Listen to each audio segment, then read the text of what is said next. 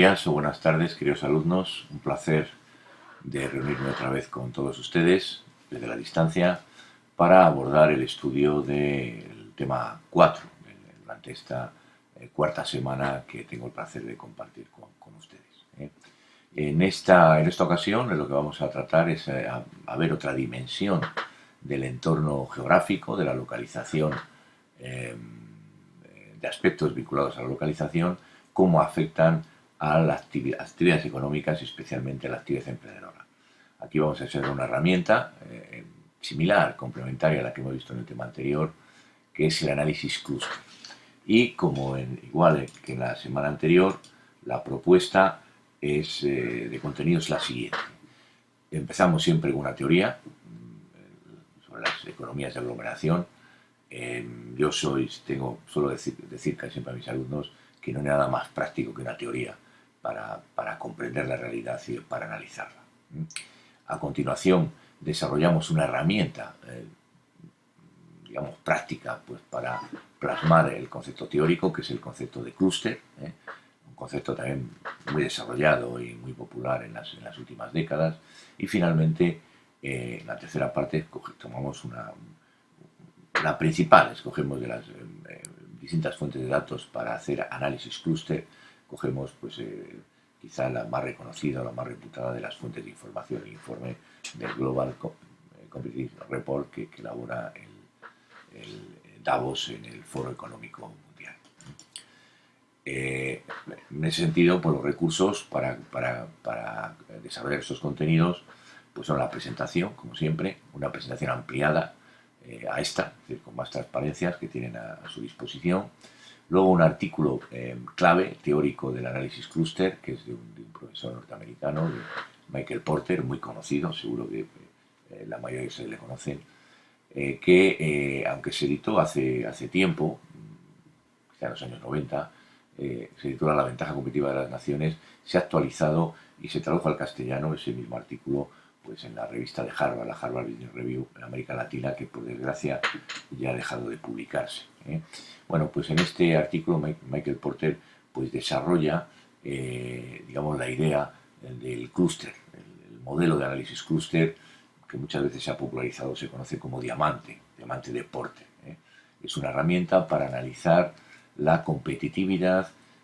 Él lo hace en países, pero sirve para cualquier territorio. Incluso puede ser para una región o un área más limitada dentro de una región si esta es muy amplia. Una gran fuente, la principal fuente de información para aplicar este análisis clúster o aplicar el diamante de Porter, es el informe del Global Competitive Report que elabora el Foro Económico Mundial. Este informe, durante algunos años, lo elaboró Porter, siguiendo y se adaptó a la estructura de su diamante, el diamante de Porter. Si ustedes entran a la web, que es el siguiente recurso del Foro Económico Mundial, verán que en los informes anteriores, hace ya pues 6, 7 años, pues los elaboraba Michael Porter, y además pues la estructura del informe era exacta o casi clavada a su estructura de diamante o de análisis clúster. Y finalmente, pues también me han permitido darles otra web pues, para que le echen un vistazo sobre un observatorio de clúster que hay en la Unión Europea. Me imagino que a nivel mundial habrá muchas y van a encontrar muchos recursos en Internet para aplicar esta metodología de análisis clúster e incluso en su territorio, en su país. Entonces, las actividades que les propongo desarrollar en esta semana es, como siempre, una tarea, la principal, la que configura la mayor parte de la evaluación, que es un informe ejecutivo muy breve, es decir, de reflexión, de máximo dos páginas, 2 hojas, sobre los principales indicadores de su entorno más inmediato, recogidos en este informe, en el informe global de competitividad, e intentar ordenar esa información, analizar utilizando el modelo de análisis clúster o diamante de Porter descrito en el artículo teórico. Por lo tanto, la tarea está clara. Escoger con esa estructura del diamante de Porter la información que haya en el informe de competitividad y reelaborar un informe para su país. Bueno, alternativamente Si ustedes tienen acceso a otras fuentes pues más detalladas, en un territorio más limitado, puede ser una región, pues tal, y si es de su interés, pues también podrían hacerlo, no hay ningún inconveniente. El cuestionario, como siempre, y finalmente pues el foro que serviría de apoyo, de soporte para desarrollar la tarea y para fijar los conceptos desarrollados. Consistiría pues en intentar identificar o caracterizar algún clúster en su entorno más inmediato, cuáles son sus elementos, qué posibilidades de desarrollo tienen estos clústeres de cara al futuro, y si no existe, qué clúster sería factible potenciar o desarrollar en su entorno más inmediato. Bueno, pues sin más preámbulos, paso a caracterizar, a dar unas primeras pinceladas antes de que aborde nuestra documentación de lo que es el análisis clúster y las economías de aglomeración. Bueno, como introducción al análisis clúster, señalar que, bueno, con estas dos fotografías que pueden ver ahí del Valle del Silicio, el Silicon Valley, antes y después, ¿no? Como saben, el Valle del Silicio es un área, una zona geográfica pues muy próxima en California, cerca de universidades, especialmente la Universidad de Stanford, que tuvo su origen pues en una iniciativa que desarrolló pues Frederick Terman, que era el decano de la Escuela de Ingeniería de la Universidad de Stanford, que era un parque para que los alumnos con inquietudes empresariales pues, pudiesen poner en marcha negocios, e incluso pues algunas empresas ya consolidadas o instaladas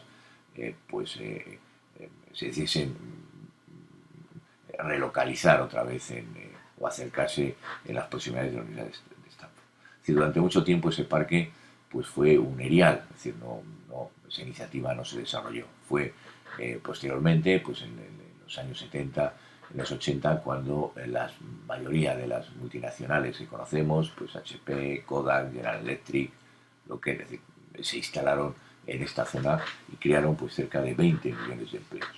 Como decía Gary Becker, premio Nobel también de Economía, profesor de la Universidad de Chicago, decía, el Silicon Valley comenzó en los años 50 con un modesto proyecto de crear un parque industrial en una finca. Algunas empresas aceptaron la oferta, pero la zona estaba adormilada, es decir, esto no impresionaba cuando la visitó, decía Gary Becker en los años 60. Dice, la suerte y la casualidad, dice, son en parte responsables del lugar en el que se emplazan los núcleos industriales dinámicos. Pero la historia del Silicon Valley indica que las buenas universidades, los mercados, la mano de obra flexibles y los obstáculos normativos limitados a la actividad empresarial contribuyen a atraer las empresas de alta tecnología. Fíjense que Gary Becker aquí coincide casi con lo que hemos abordado en el tema anterior, es decir, en lo que respecta a obstáculos normativos. La facilidad normativa, las instituciones facilitan la creación de empresas y el desarrollo económico. Estas ideas de Becker, o de las que vimos incluso en la semana anterior, no son nuevas, son muy viejas en economía. Lo que ocurre es que, bueno, pues quizá han estado olvidados. Quizá uno de los economistas, estas ideas hay que buscarlas quizá en uno de los economistas más antiguos, ¿no? o más reputados en la historia del desarrollo de la ciencia económica, es Marshall. Marshall, que quizás es el padre de la microeconomía, y en su conocido libro de los principios económicos, publicado a finales del siglo XIX, pues aparte de reformular toda la teoría microeconómica, es un libro en varios volúmenes, muy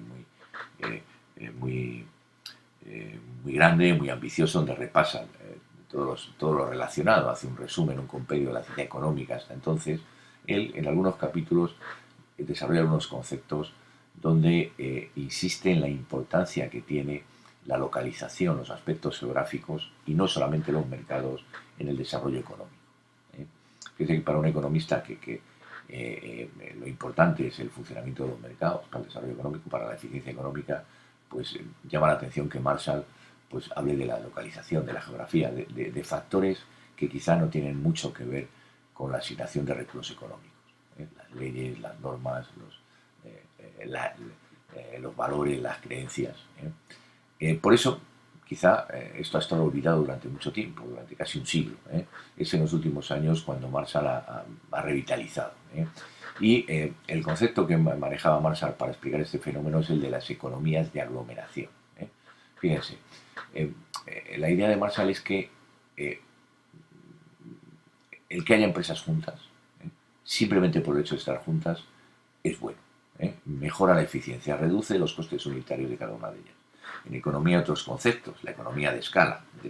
Cuanto más, digamos, más volumen de producción hace una empresa, menores son los costes, un concepto muy difundido. Pero simplemente porque empresas del tamaño que sean estén juntas, que les beneficia a todas, pues puede llamar la atención, ¿no? Incluso puede, hasta bajo algún punto de vista, como veremos quizá en el tema próximo, puede ser hasta negativo.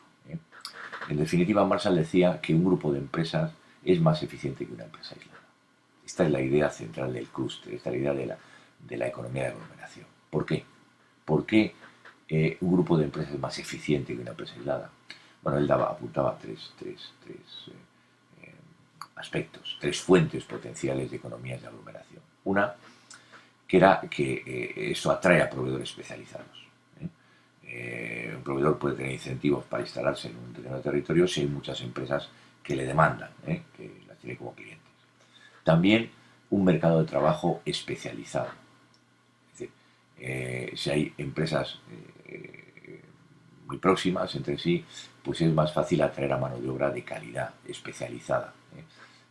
Incluso el mercado de trabajo funciona mejor, es más fácil, tiene menos costes para un empleado, incluso un empleado cualificado, de alta cualificación, pasar de una empresa a otra, como ocurre en el Valle del Silicio, digamos.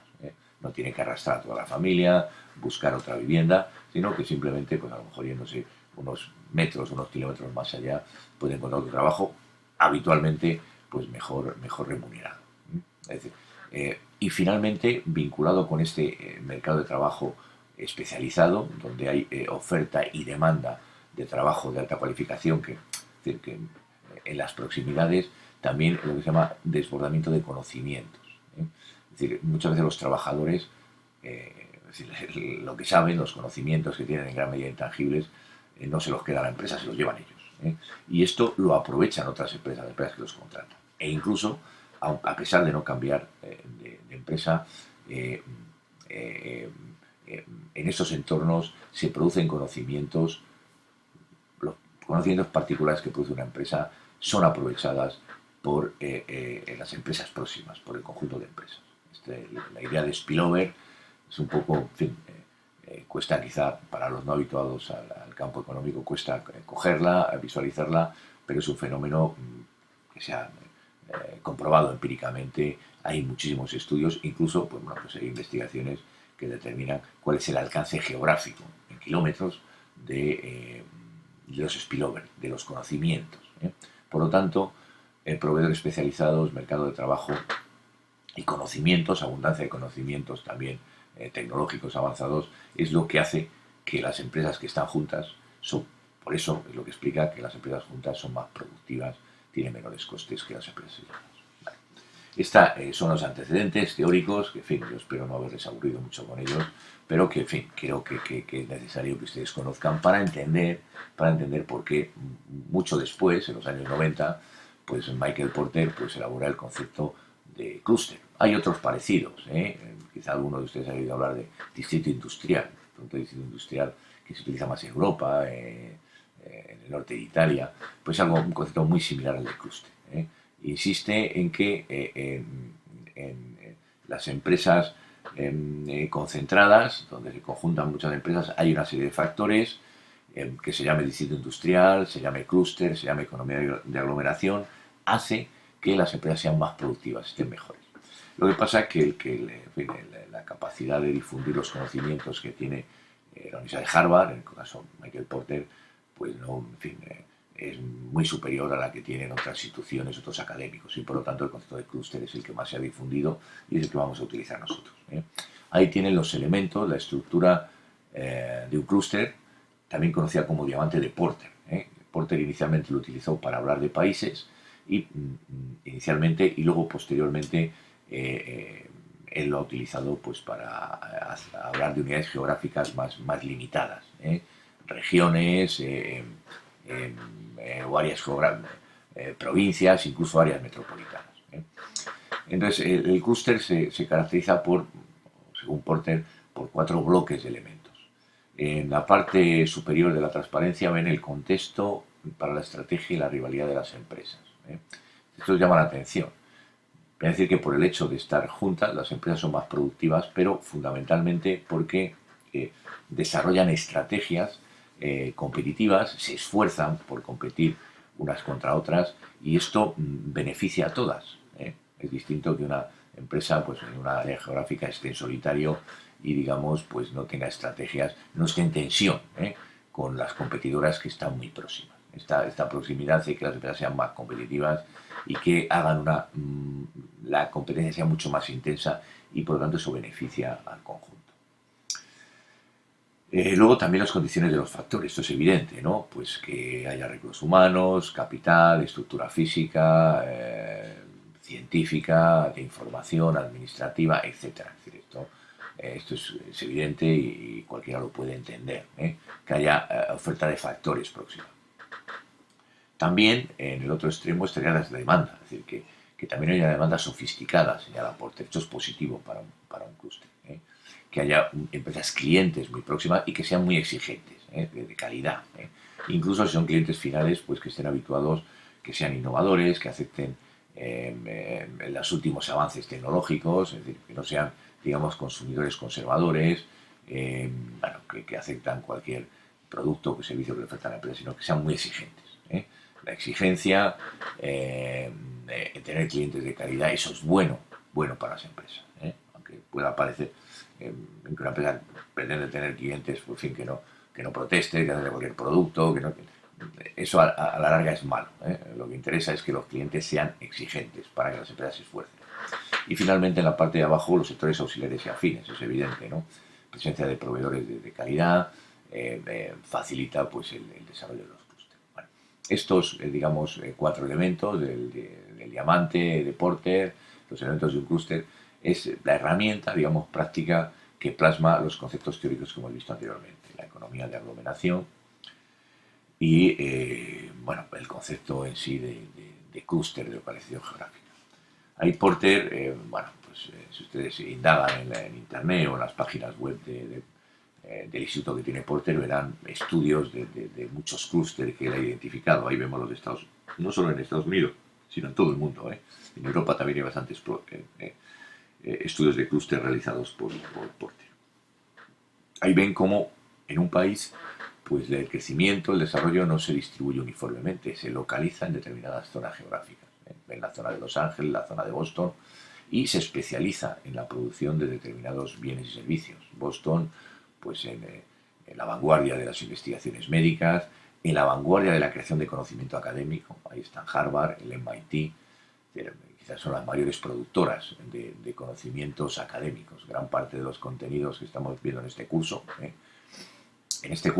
y en la mayoría de los máster o escuelas de posgrado de economía se producen ahí. Sería el Hollywood de la economía y de la creación de empresas.